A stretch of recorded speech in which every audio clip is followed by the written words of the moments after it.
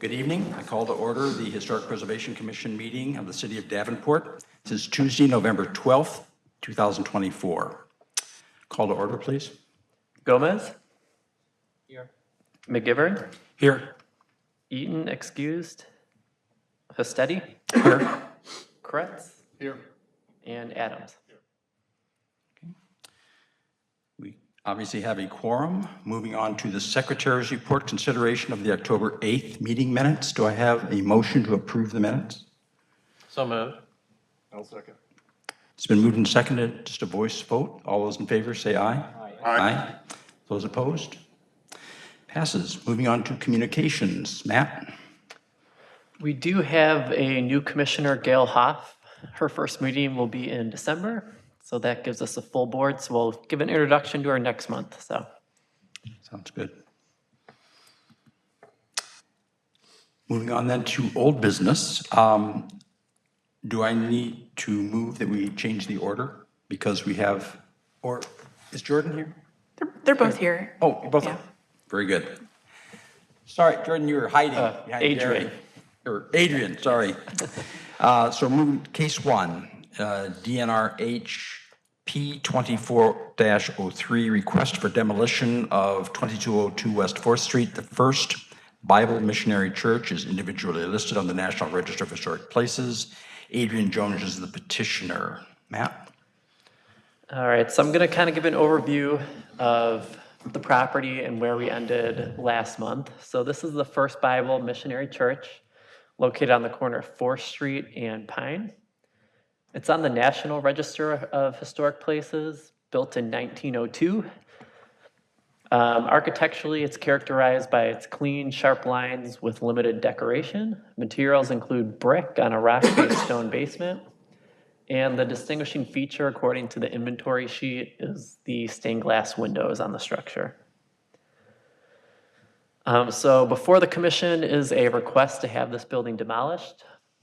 So a little bit of a timeline. So in August of 2019, the applicant purchased the property for $93,500. In June of 2023, the city issued an official notice and order to address structural issues identified on the east elevation wall of the sanctuary. A year later, on August of 2024, the building was declared substandard and not safe for occupancy. So the owner is given the option to make the necessary repairs to the building or to have it demolished. So the applicant hired Export Engineering to perform a structural assessment. As a result of that report, the applicant decided to petition for the demolition of the church, citing economic hardship. So the findings in the engineering report, so they performed an assessment of the church to determine the cause and distress on that east wall.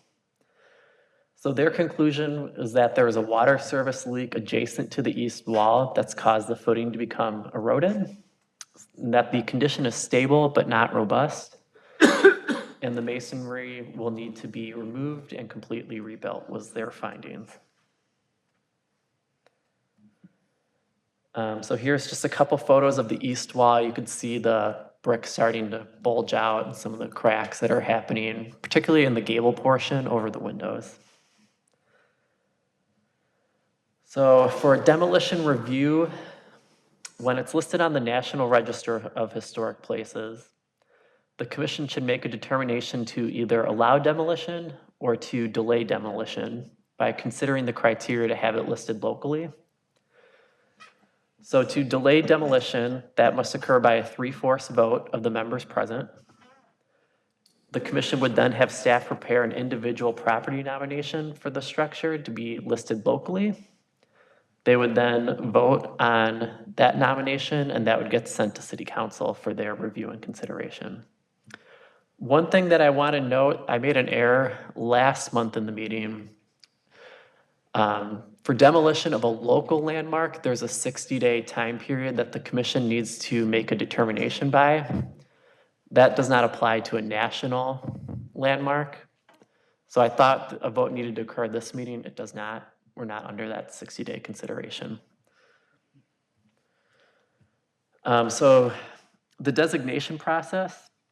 So a building needs to meet one of the three criteria to qualify as a local landmark. So the first being that it's associated with the event or person that have made a significant contribution to the board, patterns towards the history of the city, county, state, or nation. The second criteria would be it embodies the distinctive characteristic of an architectural style valuable to the study or type of a period or method of construction.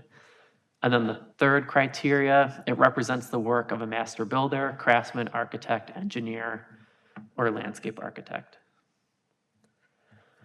So staff reviewed this property to see if it met any of those thresholds. So in reviewing the historic inventory sheet, there does not appear to be any historic event or person associated with the building. The nomination form states the significance is associated with a minor Protestant congregation in the community. And I quote, it played no statewide religious role and had no important religious leaders associated with it. There does not appear to be a master builder, craftsman, or architect associated with the property.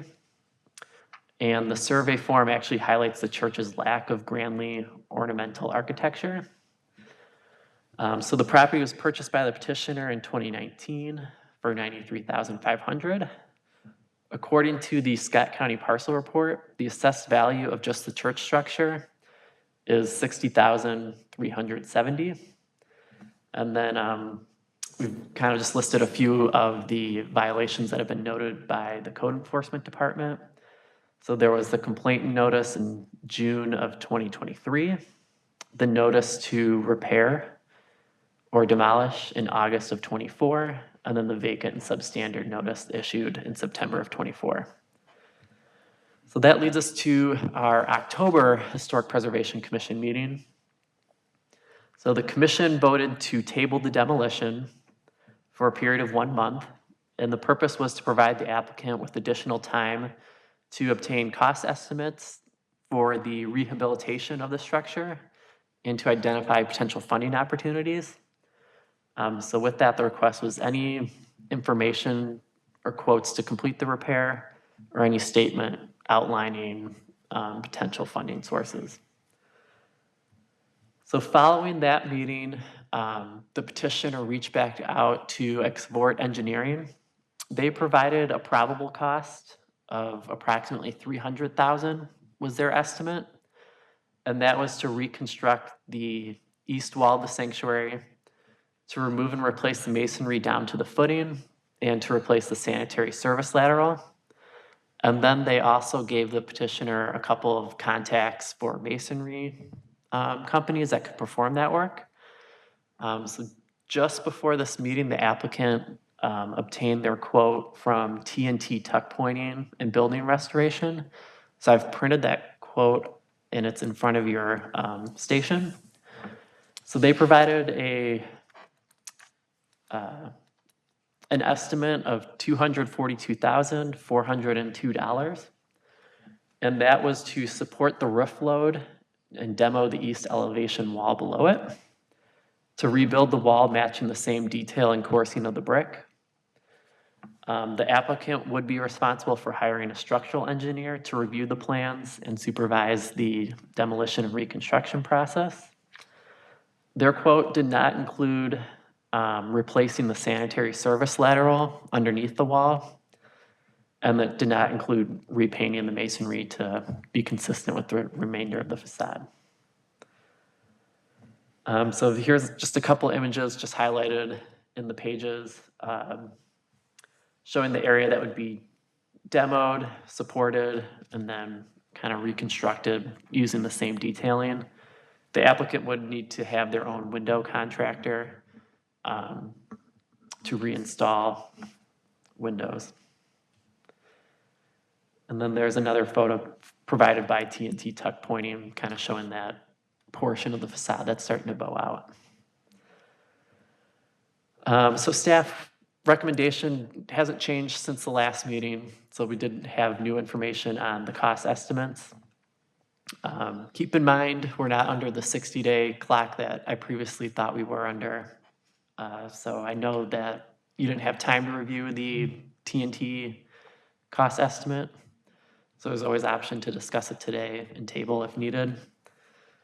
And then this is kind of a little flow chart I created. So option 1, the commission can approve demolition as submitted. Option 2, table for more information.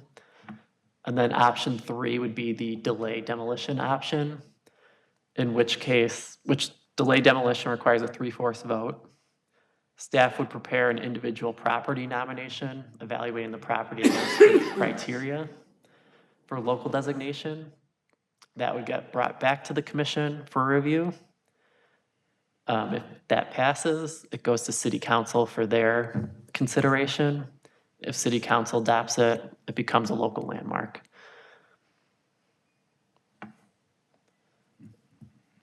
And I'm happy to elaborate further if needed. Comments from commissioners? Do you have an estimate of the, what it would take to, for demolition, the cost of demolition? Yeah. Adrian, could you come forward? Yeah.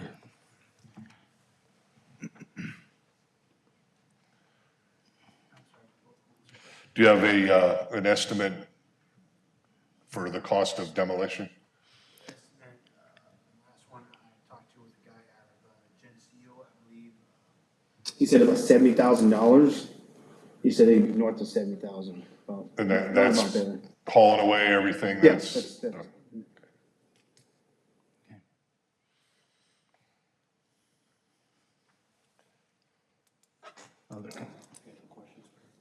Can anything inside be preserved? I mean, I know you talked about pulling out the stained glass windows. Is there anything pertinent inside? Pretty much gutted? Well, the bell and the bell tower, that's the only thing that I can think of. Salvage out of it. Yeah, it's just wondering, any other pews, lecterns, or No, anything it's- significant? Yeah, there was For just, salvage. stackable chairs that were inside. The Oh. pews were no longer in there. In the building, from one time when it was constructed, it's just bell and the windows. Got it. Okay. And the windows were 10,000 to take out. And just as you hear, there's also leaks from it. You can see there's a chimney. On the west side of the structure, and I'm assuming that's where the water leakage is coming in, but the basement, it's been, water's been coming in since 2014. And I've been doing the best I can to kind of maintain that. On heavy rains, the water will come in, I get a shot back and kind of vacuum out. But, I've been dealing with that since 2014 too. Got it. Okay. So is that a roofing issue or You so? the flashing around that chimney is the problem? Yeah, again, I'm just assuming where that water's coming in. Okay. I'm assuming where that water's coming in, because you can see on the West side wall, where the chimney is, you can almost see. Almost see it, yeah. Top of the peak of the roof there, but if you go straight south of that, or straight down into the basement, you can see water kind of leaking. So I'm just assuming that's where it's coming in from. Okay. So up until the city said the building must be vacated, was there a congregation in the building? yes. And are they still interested in being in the building? No, I believe the congregation is, actually, I'm a member. Play guitar for the church, and we moved to, Literally right down the street where, I don't know if you guys are familiar with the 180 group, a nonprofit organization. They opened up their doors for us to use their sanctuary in their building right there. Third and Cedar. The congregation's been there since. Okay. Number 2023. In one of the papers that you shared with us, one of the engineers that was reviewing things, it was done pro bono, kind of a gift back to the congregation. So I thought maybe there was still a group. What is the sense of your congregation? Would they like to see the building saved?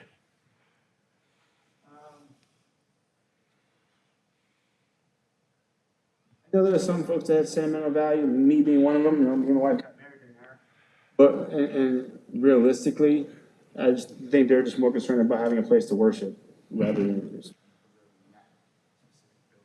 Okay. I'm just going to remind the commission that last month when we were discussing this, obviously we're not trying to impose an economic hardship on you or your congregation. The structure, while it is modest, it does play a role in that neighborhood. And so to lose it would be a shame. The challenge is, how do we come up with the money to get the restoration taken care of? And I think there was some suggestion that maybe you'd be talking with staff and others, whether there would be any city money whatsoever, or whether there would be other outside groups or historic preservation groups that would have money for this. From what you gave us here today, were, you know, $250,000 roughly, plus some other costs with that, so that original suggestion of $300,000 is probably not far off the mark. How do we come up with that kind of money? And in other congregations, congregants will not perhaps come up with everything, but they make contributions towards it. Is that something that you would pursue with your other congregants, that they would undertake whatever to raise some of the funds to assist with? I think the last, I can remember, in all honesty, I think that, for the GoFundMe was Just roughly over $300 just, or maybe just shy of $400. $400, not $400,000. No, I wish, but. All right. Make for a short meeting if it was for. So I'd like to get a sense of the will of the commission. I just want to first thank the owner for taking the extra steps. I hated to ask last time, but I think it's necessary. You know, the reality is, this building doesn't have an advocate. And it's not on the ownership or anyone else in the past. I mean, you can look at decades, location, and the commission doesn't have the resources to be an advocate. The council and the city doesn't. We're not structured for that right now. And this neighborhood kind of reminds me of the east end of the downtown, you know, in the mid-1990s, when you knew things were coming and gonna get better, but it just is still a ways away. And there's no advocacy. And without that, you know, I can't stand in the way of the ownership, especially when the city's put pressure to do something with it. I mean, the city kind of has a role in this a little bit, and I think we have a responsibility. So, you know, I'll support the demolition if it gets to that, because we can't force advocacy, and we don't have the resources to be an advocate. And with that being said, the owner has real property rights that I think we have to respect. So that's my take. Anyone else? I agree with that. The only heartache I have with this is looking back through over the past 10 years that it's been going on, doesn't look to me like a single thing has been done to try to prevent this. It just kept going and going until it got to a point where I think we're at a point of no return now. But, I mean, this is a bad precedent that if you don't take care of your property, we'll let you tear it down if it's a historical. That's my, like I say, I think we're past that point here, but I don't like that precedent that if you don't take care of your historical property, then we'll let you tear it down and put something else in.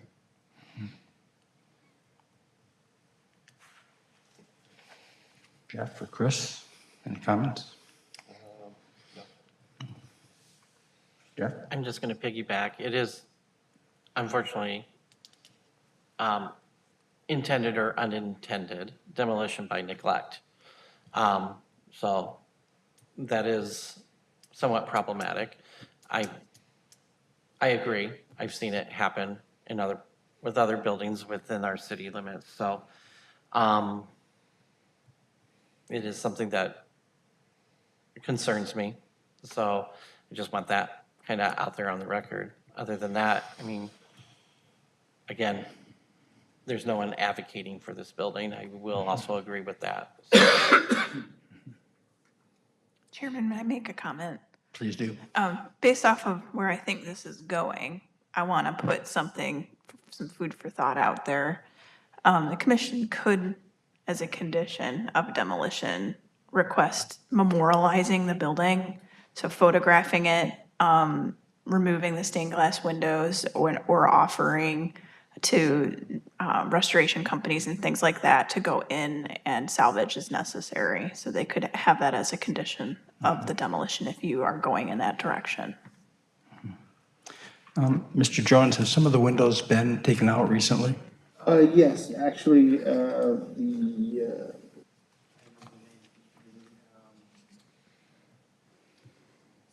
Glass Heritage Company, it's actually a local, Has came to assess the windows and argued a few of them. And they are going to remove all the windows. And what will they be doing with the windows? Actually, there is a gentleman from Georgia.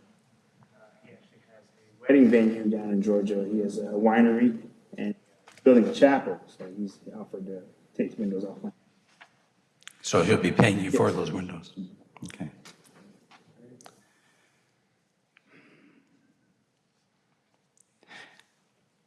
I'm going to ask staff one more time, because maybe I am going to be a bit of an advocate for this building, but one with empty pockets, sadly. Are there venues that Mr. Jones could pursue with you for funding, or are we beyond that point? I don't think the city has that type of resources available. Okay. No, not just from the city, obviously, although possibly some dream money, maybe.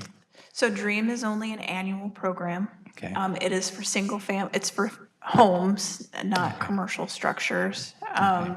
The only by right program he's available for is urban revitalization tax exemption, which just for his investment in fixing his property, he doesn't get assessed more taxes. Right, yeah. It's on the backside. It's on the backside, so Right. it's not super helpful. We did talk to Mr. Jones after the meeting, and we had given him some resources up front before we took this request to you back in October. And I believe Mr. Jones talked to the state, if I'm recalling correctly, and was not eligible for those funds. Okay. So we have exhausted what we can possibly do. All right. Any other comments?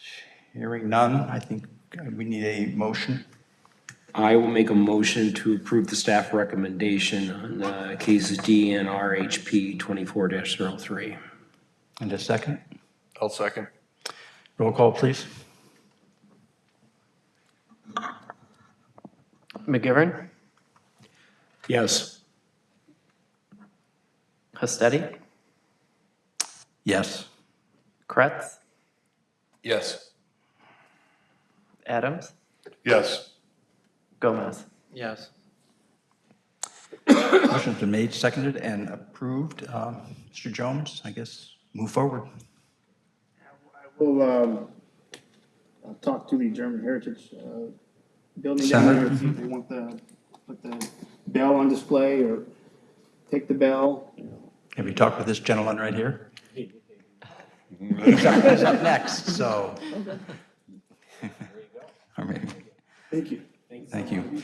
And probably you will be taking under advisement what Laura was saying about the possibility of us, the bell obviously, but if there are other architectural features that can be preserved, that might be, okay, and talk with staff. Flooring, trim, anything. Flooring, anything like that, right. And I don't know if Habitat Restore would be involved or someone else. Probably GRG, Jared, Jack. yep, okay. which, me.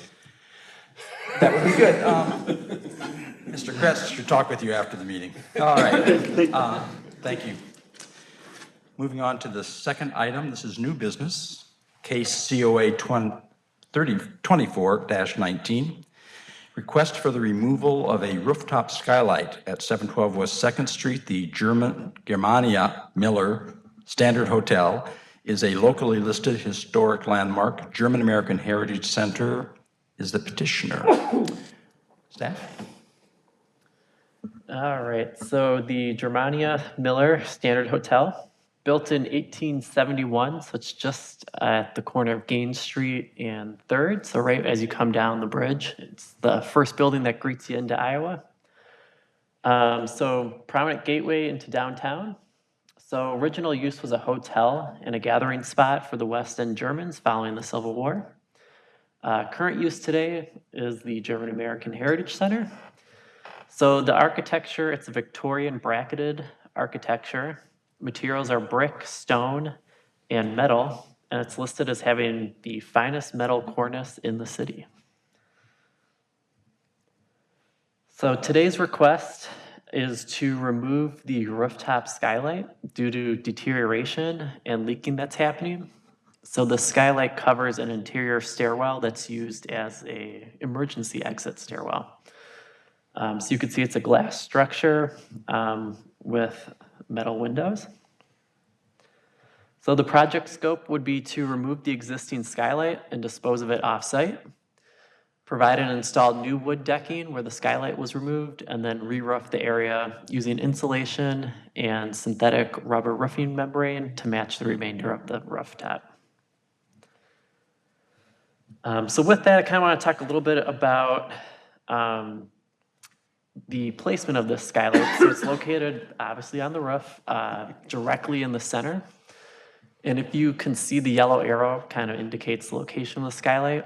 And just to the north and south of it are 2 large HVAC mechanical units. So you could see that on the photo on the left. So those units actually are more visible, I guess you would say, from ground level. So staff kind of wanted to get a sense of, okay, well, how visible is this feature? So I walked up the bridge a little bit and took a photo of the German American Heritage Building. Really, the structure itself is not visible, certainly not within a 1-block radius. But as you move back a block, you can kind of see that pipe that comes through the top of the skylight. However, it's you really have to look for it, and it's likely unnoticeable to the average pedestrian. So here's a couple more views just from 3rd Street. You can kind of see the pipe that kind of sticks through the roof of the skylight. So with that, in terms of staff review, so the skylight, it's not part of the original construction, but it was placed on the building in the 1920s. So it does have about 100 years of history. So historic preservation standards say that even if it's not original, it still might have some historic value just based on its own merit. However, staff believes that the skylight, it's not a character-defining feature of this building. The main character-defining feature really is that south facade in the middle cornice. It really has limited visibility, especially you can't see it from probably within a 1-block radius. You have to get quite a distance, and then even at that point, it's tough to notice. And then finally, in staff review, removing and repairing the roof keeps the structure in a good state of repair for future use and enjoyment. So really with that, staff is making a recommendation to approve the application. So it was reviewed for conformance with our historic preservation ordinance, and it meets the standard that every reasonable effort should be made to make the minimum number of changes to keep the property in a good state of repair. Okay. Comments from commissioners? Questions? We do have someone from the Heritage Center. Jerry, do you want to come forward, introduce yourself? And Good evening. My name is Jerry Neiman. I'm on the board of directors of the German American Heritage Center and also on the Building and Grounds Committee. So I have firsthand knowledge of the condition of the skylight. Be happy to answer any questions you might have.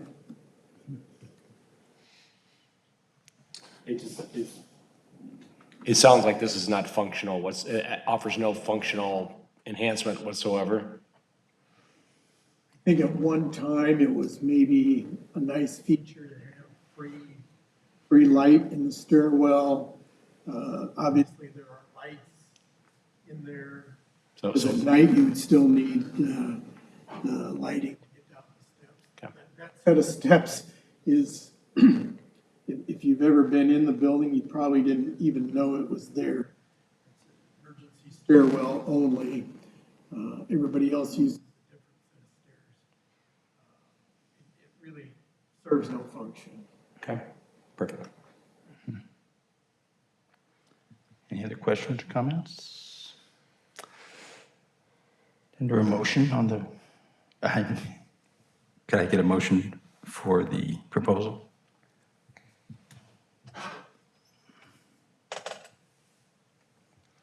I'll move to approve. Second. Yeah. Roll call, please. Okay. Kretz, Yes. Adams, Yes. Gomez, Yes. McGivern, Yes. and Hastati. Yes. Thank you, Jerry. That's Thank you it. very much. Very good. Moving on to other business, staff? Nothing at this time. We will have an item, though, for the December 10th meeting, though. Okay. Open forum, people begging to speak to us. No one appears to be here. Motion to adjourn. So moved. Second. All those in favor? Aye. Thank you.